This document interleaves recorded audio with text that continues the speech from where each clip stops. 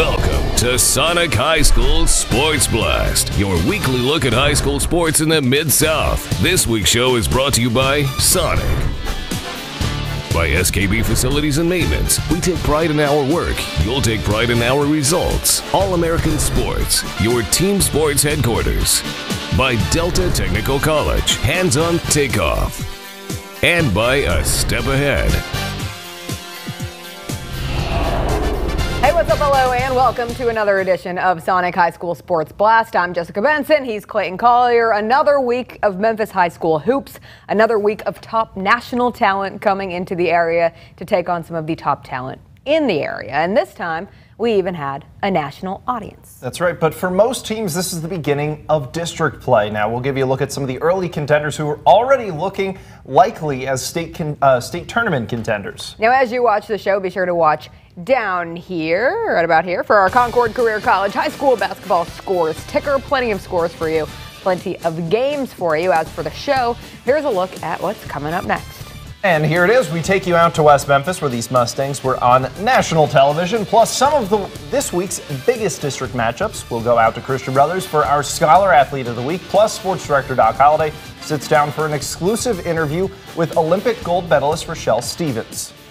But we start with the biggest game this week, and that was the East Mustangs taking on California's Rancho Christian live on ESPN2 Friday night in the West Memphis Classic. You had the number one player in the 2019 class, James Wiseman, facing the number one player in the 2020 class, Evan Mobley. Now, it's one of the biggest individual matchups on the National High School basketball calendar this year, but from a team perspective, it was a chance for East to knock off Max Prep's 13th best team in the country. The Mustangs' 3 losses on the season have come all from teams outside the Memphis area. So East and Rancho Christian, who I was told is the second best team in the state of California, the marquee matchup of the West Memphis Classic. My mom texted me to let me know that Penny Hardaway's pink hat was cool. James Wiseman, decently cool too, but it was the other future Tiger responsible for getting East going. Malcolm Dandridge, the nice roll on the 3. But meet Mobley, bro, number 1. 5-star USC signee Isaiah Mobley.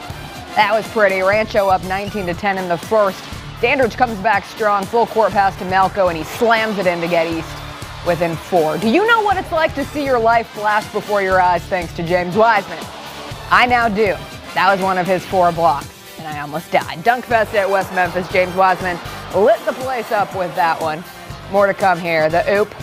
The two-handed finish. He used one hand all the other times. He had 17 on the night. Now you get to see the other Mobley, number 1 in the 2020 class, and hello, that was pretty. He might go to USC too. East trailed 33-27 at half, down 6 in the 4th. Future Tigers doing future Tiger things. Dandridge led East with 19, but Dominic Harris outshining everyone, 27 for the Eagles. He is heading to Gonzaga. That's Gonzaga, not Gonzaga. Rancho Christian wins. Rancho Christian wins 66-56. And the host team of the West Memphis Classic, West Memphis, taking on Nettleton, 2 of the best 5A teams in Arkansas. 2024 star Chris Moore starts off the West Devils. He has offers from Memphis, Arkansas, and Ole Miss, among others. Off the miss, Moore with the board puts it off the glass to put West Memphis up 7-4. Their offense went ice cold after that. Marion McFadden, the steal, the take, the wabam. Makes it 17-7, Nettleton in the second. Raiders led 20-16 at half. Both teams took a nap to start the second. Just 1 bucket in the first 4 minutes, and then the curse was broken. Kevin Fulton, like Roger that. 3 straight triples were rolling. Raiders up 7 in the third. Terry Burgess, the one-handed breakaway slam. 5-point game going into the 4th, and that's where Chris Moore comes back, grabs the rebound, pushes it to Caven Page, and Moore goes right back down the lane for that. And 1. Memphis had a 1-point lead with 11 seconds on the clock. Kevin Fulton beats his man right up the gut. Game-winning floater. Call it. Nettleton wins 39-37. Now, typically, we're talking football when it's a heavyweight battle between Briarcrest and Christian Brothers, but we have a top 20 matchup on the hardwood. The Saints, the 5th-ranked team in the state by Max Preps, taking on 20th-ranked Purple Wave. Saints sophomore sensation Kennedy Chandler. He was starting off early. He gets the steal. The ball goes to Michael Malone. Malone back to Chandler, and he does that. For the dunk, Briarcrest up 11-7. Rodney Newsom using that football size to his advantage in the paint. The score and the foul for the Saints. End of the second quarter. Reese McMullen gets the shot to fall for Christian Brothers. He's a smart kid, too. Briarcrest led at the half 24-23. Chandler Jackson hitting the jumper. Tied at 30 apiece. Next possession, Kennedy Chandler. The man with the steal, the man with the dunk. Hang time as the Saints up 32-30. Later on in the third, Chandler with another steal. And, another score. That would put Briarcrest up 35-30. And then we go to the end of the third. It's Jackson, another jumper. Purple Wave down just 2 heading into the fourth. Fourth quarter action, Amari Thomas can't be stopped on the football field or on the hardwood. Marcellus Brigham there for the rebound and the putback. Briarcrest up 37-33. Then more Kennedy Chandler because, why not? He's a very good sophomore. That would put Briarcrest up 39-33. As the Saints would go on to win this one 45-42. A battle atop District 16 AA 18-3 Lawson Basketball Academy, also known as Wooddale, hosting 13-5 Melrose. Lawson brothers dominating this game first. Jonathan pulling up for the three and hitting the youngest Lawson again, this time in transition. He goes Euro right by the defender. Bye-bye.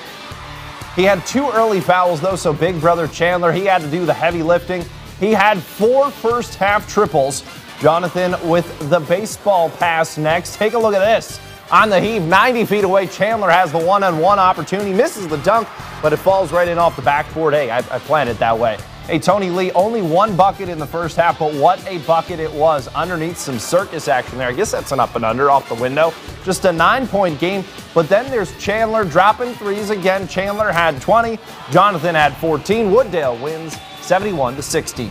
More district play. Bartlett opening up against Arlington. The Panthers have not lost to a Memphis team this season. This guy is one reason why. Joined the team this year, and Tavian Cullum, the future Ole Miss Rebel, hits the short jumper to put Bartlett up in the first. Arlington answering back with a Philip Dotson, the three.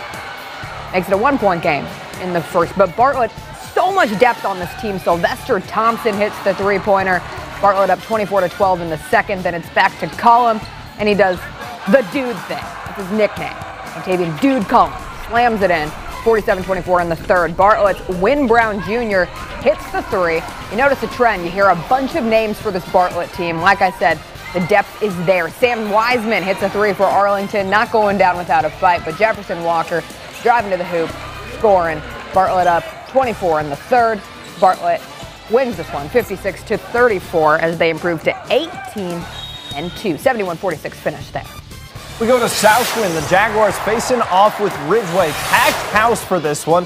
The game was tied at 20 in the second. Ashton Smith had something to say about it. Drives right through contact. Gets it off the window. Roadrunners, meanwhile, hustling right back. Travis Dockery driving to the hoop. McKinley Simmons on the tip-in. Game even at 22 again. Southwind ends the back and forth with a 9-0 run. The hook, the capper. Jeremiah Miller makes it 31-22. Jags. Ridgeway, though, not saying die yet. Will Wilson pull up, hand in his face, doesn't matter. Roadrunners cut it to 7. Wilson had 22 on the night. Southwind was feeling it on the home court. Miller, crossover, drive to the hoop. He had 11 all in the first half. Ridgeway couldn't contain this guy. Ashton Smith, pull up from 15 feet. Smith finished with 19. Southwind wins by 20, 85-65. One of the best rivalries in the area. Absolutely. Just saying it. Time for a quick break. When we come back, we turn it over to the girls of the high school basketball scene. And of course, we meet this week's SKB Scholar Athlete of the Week.